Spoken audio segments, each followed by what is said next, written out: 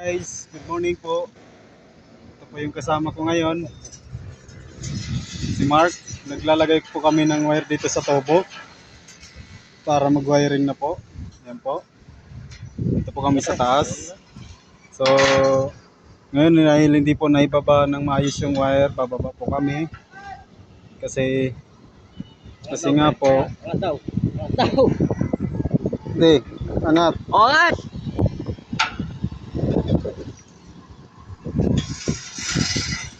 Ayan po guys.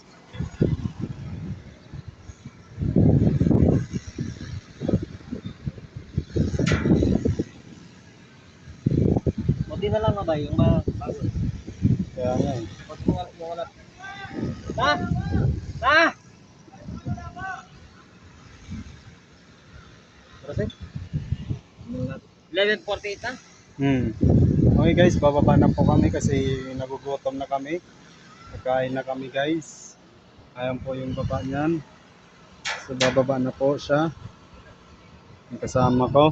Ako na lang yung naiwan dito sa taas. Ayan po. Ano dito guys, fresh ko yung hangin, sariwa yung hangin. Wala kang maano na poison na galing sa sasakyan. Kasi tingnan mo naman, village po yan, nandito po ako sa Santo Domingo.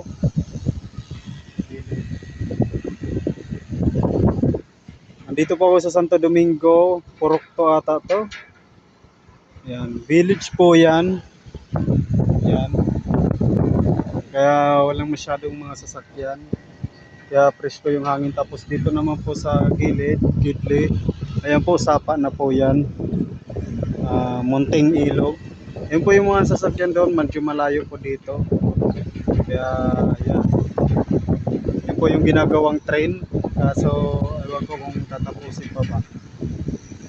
Ayan guys. So, ayan lang po guys. Ingat po tayo palagi. Bababa na po ako kasi medyo nagugutom na po ako. Dito ako ngayon nakaupo dito sa pinaka ano niya. Ang tawag nito. Basta yun na yun. Ay, thank you Jesus. Bye guys. God bless. Ingat kayo palagi.